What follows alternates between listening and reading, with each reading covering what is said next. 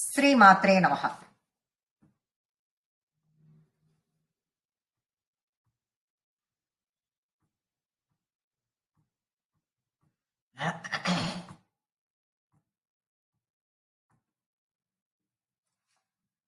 ஸ்ரீமாத்ரே நமஹ. யஸ்மின்னம்ப பவத்கடாக்ஷரஜனீ மந்தேபி மந்தஸ்மித ஜோத்ஸ்னா சம்ஸ்னபித பவத்யபிமுகீ தம் பிரத்யகோ தேகினம் திராட்சாமாக்ஷிக மாதுரி மதபர व्रीडाकरी वैकरी कामाक्षी स्वयमादनोत्यभिसृतिम् वामे क्षणेव क्षणम्. यस्मिन् अम्ब भवत्कडाक्षरजनी மந்தேபி மந்தஸ்மித. மந்தேபி மந்தகதியில் உள்ள ஒரு மனுஷன் இருக்கான். அவன் வழியே மந்தம், எதை செஞ்சாலும் ரொம்ப மந்தகதியில எல்லாத்தையும் பண்ணிட்டு இருக்கான். அப்படின்னும் பொழுது யஸ்மின் அம்ப பவத் கடாட்ச ரஜனி, அப்படிப்பட்டவனுக்கு, அப்படி மந்தகதியிலேயே ஒத்த வாழ்க்கையை கழிச்சுட்டு இருக்கான் அப்படின்னா அவனுக்கு யஸ்மின் அம்ப, அப்படிப்பட்ட அவனுக்கு அம்மா பவத் கடாட்ச, உன்னுடைய கடாட்சம் கிடைச்சதுன்னா, உன்னுடைய கடாட்சம் அப்படி கிடைச்ச உடனேவே மந்தஸ்மித ஜோத்ஸ்னா, கிடைச்ச உடனேயே, கிடைச்ச மாத்திரத்திலேயே அவனுக்கு என்னாச்சு? அவனுக்கு உன்னுடைய கடாட்சம் கிடைத்த மாத்திரத்திலேயே என்னாச்சு? ஜோத்ஸ்னா சம்னபிதா பவத்யபிமுகி தம் பிரத்யகோ தேகினம். அதோட கூடவே அவனுக்கு கடாட்சம் கிடைக்கிறது. இவனுக்கு ஜோத்ஸ்னான ஒளி, எப்பேற்பட்ட ஒளி? பிரைட்டா இருக்கா, பிரைட்டா இருக்கக்கூடியவள், ரொம்ப ரொம்ப பிரைட்டா இருக்கக்கூடியவள் ஜோத்ஸ்னா. ஜோத்ஸ்னா அப்படிங்கிற அவள் சம்ஸ்னபிதா பவத் அபிமுகி, ரொம்ப மென்மையானவளாக இருக்கா, இளமையானவளாக இருக்கா. தாருண்யம் அப்படின்னு சொல்லக்கூடிய அந்த இளமை பருவத்தில் அவள் இருக்கிறாள். தம் பிரத்யகோ தேகினாம், அந்த தேகம் எப்படி இருக்கும் அந்த இளமை பருவத்தில்? அப்படியே ஒளி வீசிக்கொண்டு இளமை துள்ளலோடு இருக்கக்கூடியவள். அப்படிப்பட்டவளோட கண்ணு எப்படி இருக்கும்? அப்படி நீல நிறத்தில் அப்படி காது வரைக்கும் நீண்டு இருக்கு. போன வாரமே அந்த போன ஸ்லோகங்கள்ல நம்ம பார்த்திருக்கோம். நீண்டு இருக்க அந்த கண்கள், அந்த கண்ணினுடைய கடாட்சம் பட்ட சன மாத்திரத்திலேயே திராட்சா மாக்ஷிக மாதுரி மதபர பிரீடாகரி வைகரி. இப்ப திராட்சை பழமும், ஏன் திராட்சையையும் தேனையும் மட்டும், இது திராட்சா மாக்ஷிக மாதுரி அப்படின்னு எடுத்துக்கிறார். திராட்சையையும் தேனையும் மட்டும் ஏன் உதாரணத்திற்கு எடுத்துக்கொள்கிறார்கள் அப்படின்னு பார்த்தா, அந்த கண்ணினுடைய இளமை துள்ளல் அப்படிங்கிறது அப்படியே வசீகரிக்கிற மாதிரி, அட்ராக்ட் பண்ற மாதிரி, அந்த மந்த கதியில் இருப்பவனை கூட சுறுசுறுப்பா ஓட வைக்கிற மாதிரியான அந்த ஒரு கடாட்சம். ஏன் அப்படின்னு சொல்லும் பொழுது, திராட்சையையும் தேனையும் மட்டுமே எடுத்துட்டா, தேனுக்கே இது சான்ஸ்கிரிட்ல என்னன்னு சொல்றோம்? மது அப்படின்னு தான் நம்ம சொல்றோம். அதுவுமே மதுதான். இது ரெண்டுமே என்ன? அப்படியே மயங்க வைக்கக்கூடியது. திராட்சா ரசமாகட்டும் மதுவாகட்டும், நம்ம கொஞ்சம் அதிகமா ஒரு டம்ளர்ல நிறைய எடுத்து இந்த கிரேப் ஜூஸ குடிச்சோம்னாலே நமக்கு ஒரு மாதிரி ஒரு மந்தகதியில இருக்கும். எப்படி அவன் மந்தகதியில் இருப்பதை போல, அதே மாதிரி தேனை பருகிய மாத்திரத்திலேயே கொஞ்சம் நிறைய தேன் குடிச்சிட்டோம்னா தேன் குடிச்ச நரி மாதிரி இருக்குன்னு கூட சொல்லுவோம் நம்ம. அப்படியே ஒரு கிறக்கத்திலேயே இருக்கும். அந்த மாதிரி அதையும் இதையும் கம்பேர் பண்றா. திராட்சை ரசமாகட்டும் தேனாகட்டும், இத எவன் ஒருவன் பருகினாலும் அதனுடைய ருச்சி நான் தான் வசத்தின்னு அது நினைச்சுக்குமோ. அது ரெண்டும் இருக்கிறதுலேயே நாம தான் வசதி. நம்மால எல்லாரையும் அதிகமாக பருக வைத்து மயங்க வைக்க முடிகிறது. அவரவர்களின் நிலையில் இருந்து அவளை மயக்கிற அளவுக்கு நம்ம கிட்ட சக்தி இருக்கு அப்படின்னு நினைத்து கொண்டு இருக்கும் அவற்றை, அது அப்ப எதோட இருக்கு? ரொம்ப கர்வத்தோட இருக்கு. அந்த கர்வத்தோட அதுக்கு இருக்கிற செருக்கு கர்வம்னு சொல்லலாம். அந்த கர்வத்தை தோற்கடிக்க செய்வதாக இருக்கிறது என்ன அப்படின்னு பார்த்தா, இவளுடைய கடாட்சத்தினால் இது எல்லாமே விலகி போறது. இவளுடைய கடாட்சம், அவளுடைய கடாட்சம் கிடைத்த க்ஷண மாத்திரத்திலேயே, வாமேக்ஷணேவ க்ஷணம், க்ஷண மாத்திரத்திலேயே எல்லாமே நடக்கிறது அப்படிங்கிறார். அதோட இல்லாம எப்படி அது அப்படின்னா, இது எல்லாம் ஒரு தருணியானவள். என்ன? ஜோத்ஸ்னாம் ஸ்தம்ஸ்ன பிதா பவத் அபிமுகி தம் பிரத்யகோ தேகினம், தாருண்யத்தில் இளமை பருவத்தில் உள்ள தேகத்தை கொண்டவளான அவள் எங்க போறா? பிரீடாகரி வைகரி. வைகரினா எதிரி. யாருக்கு எதிரி? மன்மதனை வென்றவனுக்கு, மன்மதனை வென்றான், மன்மதனுக்கு மன்மதன் அவன் செருக்கா இருக்கான். நாம யார வின் பண்ணிட்டோம்? நாம பரமேஸ்வரனையே வின் பண்ணிட்டோம். எப்படி அவன் பரமேஸ்வரனை வின் பண்ணான் அப்படின்னாக்க, இவளினுடைய பார்வையினால் பரமேஸ்வரன் சரி என்று ஒத்துக்கொள்ளும் நிலை வரும்பொழுது காமேஸ்வரனுக்கு அப்படியே காமனுக்கு அப்படியே ஆஹா நம்ம பரமேஸ்வரனை வின் பண்ணிட்டோம். ஆனால் பரமனுக்கு எதிரிதான் காமன் அப்படிங்கிறது தான் உண்மையில இருக்கக்கூடியது. ஆனா இவளுடைய கடைக்கண் பார்வை பட்டதுனால அவன் திரும்ப உயிர் தெழுக்கிறான் அப்படிங்கறதெல்லாம் இருக்கிறதுனால அவன் அந்த மாதிரி நினைச்சுக்கிறான். அந்த செருக்கெல்லாம் அடங்கும் விதத்தில் ஒரு பெண்ணானவள் தன்னுடைய தருணி பருவத்தில் எப்படி தன்னுடைய நாயகனான அவனை சென்று அடைகிறாளோ அந்த மாதிரி மந்த கதியில் உள்ள ஒருவனுக்கு அவளினுடைய கடாட்சம் கிடைத்த காரணத்தினாலேயே அவன் சுறுசுறுப்பாக ஆகிறான். அதே மாதிரி திராட்சை ரசமோ மதுவோ தான் கழித்து இருக்கும் செருக்காக இருக்கும் நேரத்தில் இவள் கடாட்சம் பட்ட உடனேயே அந்த செருக்கு அடங்கி தன்னிலை அடைகிறது அப்படிங்கறத மூக்க கவி. இதெல்லாம் எங்கேந்து வருது அப்படின்னு பார்த்தால் இதெல்லாம் எப்படி காமாட்சி ஸ்வயமாக நோத்தியவித் ஸ்ருதிம். காமாட்சி உன்னுடைய ஸ்வயமாக, நீ ஸ்வயமாக உன்னுடைய பார்வையை வீசும் பொழுது இந்த இவ்வளோ நாழி கவியெல்லாம் எழுதின்னு இருக்காளே இவாளினுடைய வாக்கு என்னும் பெண்ணாக நீ அமர்ந்திருக்கிறாய். அப்ப அந்த வாக்கு என்னும் பெண்ணாக இவாயெல்லாம் இந்த மாதிரி வார்த்தைகளை கோர்த்து உன்னுடைய பெருமையை மேல மேல தூக்கி தூக்கி காட்டுற அளவுக்கு நீ இருக்க அப்படின்னு சொல்லி இந்த ஸ்லோகத்துல சொல்றார். காளிந்தி ஜலகாந்தயஸ்மித ருச்சி ஸ்வர்வாகினி பாதசி பிரௌடத்வாந்த ருச்ச ஸ்புடதரமஹோ லௌஹித்ய சந்தியோதயே மாணிக்யோபலகுண்டலம் சுஷிகினி யாமிஸ்ர தூமஸ்ரியः கல்யாணைக புவ கடாட்ச சுஷ காமாட்சி ராஜந்திதே. இப்ப தேவியினுடைய கடைக்கண் பார்வை இதுதான். காலிந்தி, காலிந்தினா யாரு? யமுனா. யமுனை நதியை தான் காலிந்தி அப்படின்னு சொல்லிட்டு நம்ம சொல்றோம். காலிந்தி ஜலகாந்தய ஸ்மித ருச்சி, அவளினுடைய ஜலம். காலிந்தி நதி யமுனை நதியினுடைய ஜலம், ஜலத்தினுடைய காந்தி. காந்தினாக்க பிரைட், ஒளி அப்படின்னு சொல்றோம். காலிந்தி நதி அப்படியே கருப்பா இருப்பாள் அவள், அதனால்தான் நம்மளுக்கு காலிந்தியின் பெயர். நல்ல டார்க் ப்ளூ அப்படின்னு சொல்லலாம், இல்ல கருப்பு கலர் யமுனைன்னு சொல்லலாம். அந்த கருப்பு கலரில் ஓடிக்கொண்டு இருக்கக்கூடிய அந்த யமுனை, அந்த யமுனையினுடைய காந்தி ஒளி, அதனுடைய ஒளி போல அவள். காந்தய ஸ்மித ருச்சி ஸ்வர்வாகினி பாதசி. ரொம்ப ரொம்ப கடைக்கண் பார்வை. இப்ப அம்பாளினுடைய கடைக்கண் பார்வை, கடைக்கண் பார்வைன்னு சொன்னோம், கடாட்சம்னு சொல்லிட்டு. அந்த கடைக்கண் அப்படியே காது வரைக்கும் நீள்றதுன்னு சொன்னோம். அந்த கடைக்கண் பார்வை எப்படி இருக்குன்னா யமுனை நதி மாதிரி. யமுனை நதி எப்படி நீல நிறத்துல போறதோ அவளுடைய அம்பாளினுடைய விழிகள் அப்படியே இங்கேருந்து அப்படி வரும் பொழுது அப்படியே நீல நிறத்தில் ஓடுவது போல அதனுடைய காந்தி ஒளி வீசி கொண்டு இருக்கிறது. அடுத்த லைன்ல பார்த்தோம்னா பிரௌடத்வாந்த ருச்ச ஸ்புடா தரமகோ லௌஹித்ய சந்தியோதயே. யமுனா நதியை எடுத்துட்டாபடி அடுத்ததுல என்ன எடுத்துக்கிறார் அப்படின்னு பார்த்தா கங்கா நதியை எடுத்துக்கிறார். கங்கா நதி எதற்கு ஒப்பிடுறார் அப்படின்னு பார்க்கும் பொழுது மந்தஸ்மிதம், அவளுடைய ஸ்மித ருச்சி, அவ சிரிக்கிறார். மந்தஸ்மிதம்ங்கிறது புன்னகை. புன்னகை பூத்து அவள் சிரிக்கிற நேரத்துல என்ன ஆகுதுன்னா லேசா உதடு விரியுது. அப்ப அந்த பற்கள் முத்து கோர்த்தால் போல தெரியுது. அந்த பல்லு முத்து கோர்த்தால் போர் தெரியறது கங்கை நதி பிரவாகம் எடுத்து வரா மாதிரி இருக்கு. லேசா அவள் சிரிக்கும் பொழுதே இந்த பல்லாகப்பட்டது காது கிட்ட ஒளி வீசறது, கண்ணோ காது வரைக்கும் நீண்டிருக்கு. அப்ப அந்த இங்க கங்கை நதி காது வரைக்கும் நீண்டு வரா மாதிரி அங்க யமுனா நதியும் நீண்டு வருது. இப்ப இது ரெண்டும் சேர்ந்து மாணிக்கோ பல குண்டலாம் சுஷிகினி. குண்டலம், காதுல குண்டலம் போட்டு இருக்கா, மாணிக்கத்தை எல்லாம் சேர்த்து.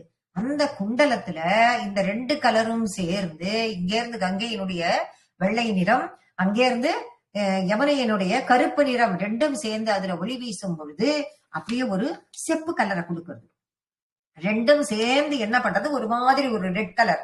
அந்த ஒரு மாதிரி ஒரு ரெட் கலரை கொடுக்கும் பொழுது ரெட் கலரை கொடுத்து அது ரெட் கலரை கொடுத்து அது எழுந்திருக்கும் போது என்ன வருது, யாமீஸ்வர தூமஸ்ரீயாக. தூமம்னா புகை, தூமம்னா ஒரு புகை, ஒரு அக்னி ஜுவாலை. அது ஒரு மாதிரி ரெட்டா எரிஞ்சுட்டே இருக்கும். எரிஞ்சு நல்ல ஜுவாலையா இருந்தா கூட அதனுடைய நுனியில பார்க்கும் பொழுது ஒரு லேசான ஒரு புகை கலர் தெரியும். அந்த மாதிரி இது ரெண்டும் இங்க கண்ணு இந்த பக்கம் வருது காது வரைக்கும், புன்சிரிப்பு இந்த பக்கம் தெரியும் பொழுது இதனுடைய ஒளி அதனுடைய ஒளி ரெண்டும் சேர்ந்து காதில் உள்ள நீலமணி குண்டலத்தில் பட்டு அதனுடைய பிரைட் எப்படி இருக்கு அப்படின்னு பார்த்தா ஒரு செம்மை கலந்து இருக்கு. அதனுடைய நுனி எப்படி இருக்குன்னு பார்க்கும் பொழுது ஒரு புகை வெள்ளம் அந்த இடத்துல வந்தா மாதிரி தோன்றது. நெருப்பில படுற ஒரு புகை மாதிரி அது தெரிகிறது. அப்பேற்பட்டவளே கல்யாணைக புவஹா, மங்களங்களை எல்லாம் கொடுக்கக்கூடியவளே கடாட்ச சுஷமா, உன்னுடைய கடாட்சமாகப்பட்டது காமாட்சி ராஜந்திதே, எல்லாவற்றிற்கும் வெற்றியை கொடுக்கக்கூடியதாகவே அமைகிறது அப்படின்னு சொல்லிட்டு சொல்றார். கலகலரணத் காஞ்சி காஞ்சி விபூஷண மாலிகா கஜபரல சந்திர சந்திர வதம் சதர்மிணி கவிகுலகிர ஸ்ராவம் ஸ்ராவம் மிலத் புலகாங்குர விரஜித சிர கம்ப கம்ப தடே பரிசோபதே. கலகல கலகலன் சத்தம். என்ன சத்தம்? கலகலன் சத்தம் எப்ப வரும்? கலகல ரணத் காஞ்சி. கலகல ரணத் காஞ்சி அப்படின்னா கலகலன்னு என்ன? அவ எங்க நடந்துட்டு இருக்கா? கம்பா தடத்துல, கம்பா நதி தீரத்தில் நடந்து கொண்டிருப்பவள் நடக்கும் பொழுது கலகலன் என்ன சத்தம் கேட்கறதுன்னா கொலுசு சத்தம். அப்படி மென்மையாக சத்தம் கேட்டுட்டே இருக்கு. அந்த சத்தமும் அவ இடையில கோத்துட்டு இருக்கா இல்லையா, ஒட்டியானத்துல கோத்துட்டு இருக்கிற நவரத்தின மணிகள், அதனுடைய சத்தமும் கேட்கறதாம். எல்லாத்தையும் அணிஞ்சுண்டு அவ என்ன பண்றா? அப்ப எல்லா ஆபரணங்களும் அவ போட்டுட்டு இருக்கான்னு அர்த்தம். கலகல ரணத் காஞ்சி காஞ்சி விபூஷண மாலிகா. அப்போ அத்தனை மாலைகளையும் ஆபரணங்களாக, விபூஷணம் ஆபரணங்கள் அதையெல்லாம் மாலைகளாக அணிந்து கொண்டு எல்லாம் அவ நடக்கிறப்போ கலகலன்னு ஒரு சத்தத்தை உண்டாக்குறது. கச்சபர லட்ச சந்திரா சந்திரா வதம்ச சதர்மிணி. இதெல்லாம் அவள் அணிந்து கொண்டு இருக்கும் பொழுதும் அவள் தலையில என்னத்தை வச்சுட்டு இருக்கா? சந்திரா, கிரீடம் இருக்கு. இந்த கிரீடத்துல இது எல்லாமே ஒளி வீசுது. இத்தனையும் அவ இடுப்புல போட்டு இருக்குது, கழுத்துல போட்டு இருக்கிறது. இவை எல்லாம் நடக்கும் பொழுது இங்கேயும் அங்கேயும் நடக்கும் பொழுது எல்லாத்துலயும் உள்ள ஒரு பிரைட் ஒளி இங்கேயும் அங்கேயும் வீசுறது. வீசும் பொழுது அது என்ன ஆகுறது? மேல ஏற்கனவே சந்திரன் அவன் ஒளி வீசின்னு இருக்கான். அங்க அந்த சந்திரன், பிறை சந்திரன், அது பாட்டுக்கு ஒளி வீசின்னு இருக்கு. அது பார்த்தா எப்படி இருக்கு அப்படின்னா, கூந்தல் மேல அவளுடைய கூந்தல் அடர்ந்த கூந்தல், நல்ல அடர்ந்த திக்கான கூந்தல், கருமையான கூந்தல், அதுல சந்திரனும் அங்க ஒளி வீசிட்டு இருக்கான். அவன் கூந்தலுக்கு ஆபரணமாக அங்க ஒளி வீசிட்டு இருக்கான். அப்படி இருக்கக்கூடிய நிலையில் இப்ப கவிகுல கிரஸ்ராவம், கவிஞர்கள் குலம், அப்படியே கவி எழுதுறவா, கவிதைகள் எழுதுபவர்களினுடைய குலம். யாரெல்லாம்? இவரே மூகாச்சாரியாரே ஒரு கவிஞர் தானே. இவருக்கு எப்படி 225 ஸ்லோகம் கிட்டத்தட்ட எழுதிட்டார். இப்ப எழுதும் போது அப்பேற்பட்ட ஒரு கவிகள் இவர் மட்டும் தானா? கவிகள் எல்லோரும், எல்லா கவிகளும் இவெல்லாம் வாக்கெல்லாம் வார்த்தைகள்லாம் போடுறா. வார்த்தைகளை எல்லாம் அவ போடுற வார்த்தைகளை எல்லாம் போட்டு போட்டு போட்டு எல்லா வார்த்தைகள்லாம் கேட்டு அம்பாளை பார்த்து பார்த்து மெய்சிலிருத்து வார்த்தை எல்லாம் போட்டு இருக்கா. போட்டு போட்டு இவ பாடுறதெல்லாம் அவ கேட்டு இருக்காளாம். கவி குல கிர சிராவம். சிராவம்னா சிரவணம், கேக்குறது, காதால கேக்குறது. ஆஹா, இந்த கவி குலங்கள்லாம் இப்படி எல்லாம் வார்த்தையை போட்டு எழுதுறா பாத்தியா, நம்பாள் அதை கேட்டு ரசிக்கிறா, சந்தோஷப்படுறா. சிராவம் மிலத் புலக்காங்குரா. அப்படி கேட்கும் பொழுது புலக்காங்கிதம் அடைதல். புலக்காங்குரான்னா புலக்காங்கிதம் அடைதல், மெய்சிலிர்த்தல் சொல்றோமா, ரோமாஞ்சனம். எந்த வார்த்தையை வேணாலும் அந்த இடத்துக்கு மீனிங்கா எடுத்துக்கலாம் நம்ம. அப்ப இந்த வார்த்தைகளை எல்லாம் கேட்டு கேட்டு சந்தோஷப்பட்டு, அடடா இந்த கவிகள் எல்லாம் எப்படி, இந்த கவி குலங்கள் எல்லாம் என்னென்ன வார்த்தையெல்லாம் போடுறா அப்படின்னு அவ மெச்சும் பொழுது அவளுக்கு மெய்சில் இருக்கிறது, புலகாங்கிதம் அடைகிறாள். விரஜித சிறக்கம்பா கம்பா தடே பரிசோபதே. அப்படி ஆனந்தம் அடைஞ்சு தலைய அசைச்சு விரஜித சிறக்கம்பா, தலைய விரச்சித தலைய அசைச்சு கம்பா தடே, காமாட்சியானவள் நம்ம கம்பா தட்டத்தில் பரிசோபதே, அவள் இன்னும் அழகாக காட்சி அளிக்கிறார். அம்மா நீ தலையசைச்சு கேட்கிற, அதெல்லாம் எங்களுக்கு என்ன தெரியுது, இசிலிருத்து போயிட்ட நீ, அதுவும் தெரியுது எனக்கு. அப்ப நீ நடந்து வர பாத்தியா, இப்ப நீ இன்னுமே ரொம்ப அழகா இருக்க அப்படின்னு சொல்லி மூக்க கவி சொல்றார். சரச வச்சாம் பீஜி நேச்சி பவன் மது மாதுரி ஹரித புவன கீர்த்திர் மூர்த்திர் மனோ பவஜித்பரி ஜனனி மனசோ யோக்யம் भोग्यं नृणां तव जायते कथमिव विना काची भोषे कटाक्षतरङ्गितम्. சரச வச்சாம் வீச்சி நீச்சி பவன் மது மாதுரி. இங்க மது மாதுரி அப்படின்னு சொல்லும் பொழுது மதுனா தேனுன்னு நம்ம சொல்லிட்டோம். இப்ப தேன் அப்படின்னும் போது தேனும் பாலும் கலந்த, பாலும் தேனும் கலந்த, ஏற்கனவே தேனு ருச்சி, இன்னும் பாலும் தேனும் கலந்தா அது எவ்வளவு டேஸ்ட். அந்த பாலும் தேனும் கலந்தா மாதிரி மது மாதிரி சரச வச்சசாம் வீச்சி நீச்சி பவன் கொடுக்கிறார். பாலும் தேனும் கலந்த மாதிரி சொற்களை எல்லாம் போட்டு, இந்த வார்த்தைகளை எல்லாம் போட்டு இவ கவி பாடுறா. போன ஸ்லோகத்திலேயே அவ மெய்சில் இழுத்து போயிட்டா, அதுல நீ இன்னும் ரொம்ப அழகா இருக்குன்னு சொல்லிட்டார் மூக்க கவி. இப்ப இவ போடுற வார்த்தைகள் எப்படி போடுறா, பாலையும் தேனையும் கலந்தா போல இனிமையான வார்த்தைகளை எல்லாம் போட்டு போட்டு அப்படி ஒரு கவிதைகளை எல்லாம் எழுதி எழுதி அதுல மூழ்கின. அப்படி மூழ்கி அவ சந்தோஷப்பட்டுட்டாலோ இல்லையோ, அப்ப இவருக்கு இன்னும் ஹாப்பி ஆயிடுச்சு.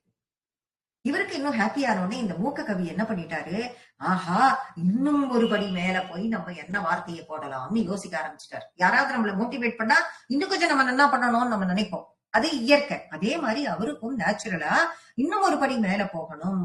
ஹரிதா புவனா கீர்த்தி, அப்ப இந்த தேனும் பாலும் கலந்த இனிமை இருக்கு, இதையும் நம்ம தோக்கடிக்கணும்னு சொல்லிட்டு அப்ப இன்னும் கொஞ்சம் வார்த்தைய போடுறார். என்ன போடுறார், பரித புவனா கீர்த்தி.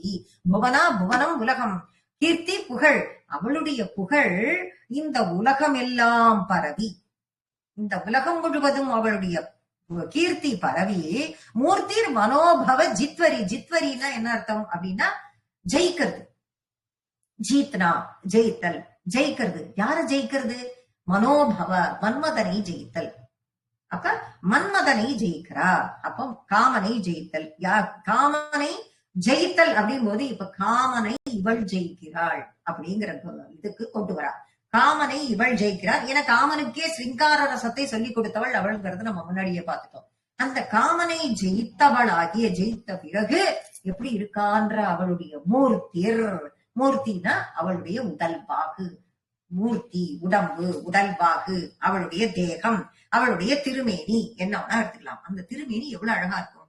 இந்த புவனத்திலேயே புகழ் வாய்ந்தது, இந்த அகில உலகத்திற்கும் புகழ் வாய்ந்தது, மன்மதனை ஜெயித்தது. அப்பேற்பட்ட ஒரு அழகு திருமேனி. வார்த்தையை போடுறார் இவர். அந்த திருமேனி ஜனனி மனசோ யோக்கியம் போக்கியம் நிருணாம் தவஜாயத்தே கதமிவ வினா காஞ்சி பூக்ஷே கடாட்ச தரங்கித்தம். அப்ப கடாட்சம், அப்பேற்பட்ட அந்த திருமேனியிலிருந்து ஒரு கடாட்சம், ஒரு கடாட்சம், ஒரே ஒரு கடைக்கண் பார்வை. அவள் அந்த கடைக்கண் பார்வையை பார்த்துட்டா போதும், என்னெல்லாம் கிடைக்கிறது, மனசோ யோக்கியம் போக்கியம் ரிணாம் ஜெய ஜாயத்தை, எல்லாவற்றையும் வெற்றி. என்ன வெற்றி, என்னென்னலாம் மனசால எதெல்லாம் நாம இழந்திருந்தோமோ போக்கியம் அத்தனையும் நமக்கு திரும்ப கிடைக்கிறது. அவ்வளவு பாக்கியம் நமக்கு கிடைக்கிறது. அத்தனையும் நமக்கு தவ ஜாயத்தை திரும்பி எல்லாம் நமக்கு கிடைக்குமாறு வந்து சேரும் அப்படின்னு மூக்க கவி பாடுறார். கதாமிவ வினா காஞ்சி, யாரவள், எங்கே இருக்கிறாள், இந்த காஞ்சி நகரத்திலேயே இருக்கக்கூடியவளானவள். பூஷே கடாட்ச தரங்கிதம், அவளுடைய கடாட்சம் ஒண்ணு கிடைச்சதுன்னா நமக்கு போரும். எதெல்லாம் நாம இழந்தோம், என்னென்னத்தை எல்லாம் நம்ம விட்டோம்னா அத்தனையும் நமக்கு திரும்ப வந்து சேரும் அப்படின்னு தேடி தேடி அவன் புலங்காகிந்தம் அடைஞ்ச உடனே வார்த்தையை கோத்து இன்னும் கொஞ்சம் நிறைய வார்த்தைகளை போட்டு இவரே அதில் மெய்மறந்து கவிதைகளை எழுதுகிறார். பிரமரித சரித்கூலஹ நீலோத்பல பிரபயா பயா நத ஜன தம கண்டீ துண்டீரசீம்னி விஜృంభతే அச்சல தபசாமேகஹ பாஹ பிரசூன சராசன रणित रथिफट मनोहरी नारी कुलैक शिखामणिः भ्रमरित சரித்கூலஹ நீலோத்பல பிரபயா அபயா. பிரம்மர் அப்படின்னா வண்டு அப்படின்னு தெரியும். சரித்கூலக நீலோத்பலம், நீலோத்பலம் நீல மலர்கள். இந்த நீல மலர்கள் எல்லாம் இருக்கக்கூடிய ஒரு பூங்கா, ஒரு பூஞ்சோலை. இந்த நீல மலர்கள்லாம் பூத்தி இருக்கக்கூடிய ஒரு பூஞ்சோலை. இந்த பூஞ்சோலையிலிருந்து ஒரே வாசனை, ஒளி. இதெல்லாம் எங்க இருக்கு, இவ நடக்கிறா இல்லையா கம்பா நதி தீரம். அந்த நதி தீரம், அந்த ஆற்றங்கரை, அந்த ஆற்றங்கரையில் நிறைய நீல மலர்கள், நீலோத்பலங்கள். அந்த நீலோத்பலங்கள் எல்லாம் அப்படியே வண்டுகள் மொய்த்து அந்த இடத்துல இந்த வண்டுகள் மொய்த்து கொண்டு அங்கு அதில் இருக்கிறது. நதஜன தமக்கண்டி துண்டீர சீனி விஜும்பத்தே.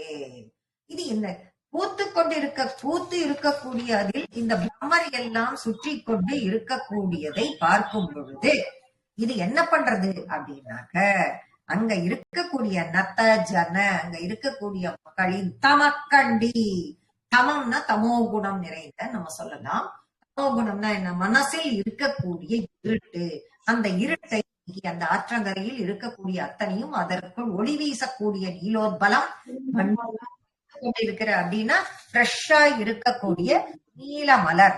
அப்படி இருக்கக்கூடிய அந்த நீல மலர் அதனுடைய ஒளி ஆகப்பட்டது மக்களின் மனதில் இருக்கக்கூடிய அந்த இருட்டை விளக்குகிறது.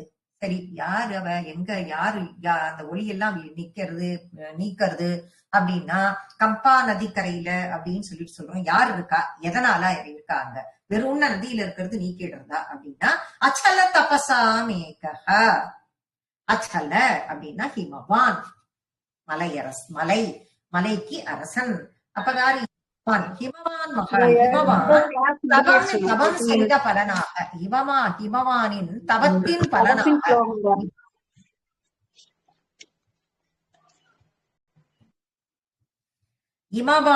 இமவான் தவம் செய்த பலனால் கிடைத்த மகள், இமவான் மகள், தவம் செய்த பலனால் கிடைத்தவள் இமவான் மகள்.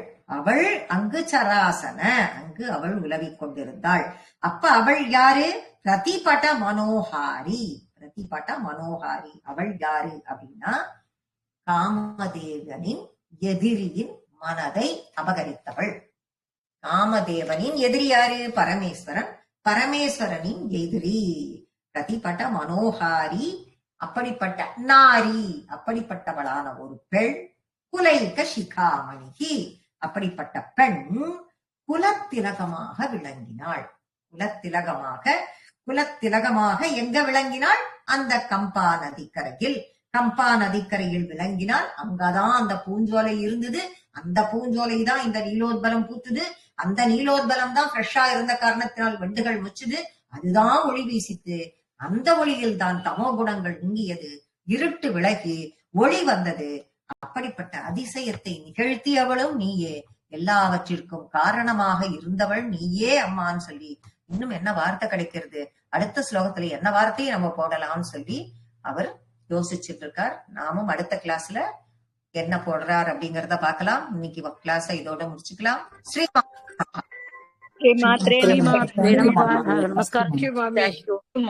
शुभरात्रि. Thank you, Guruji.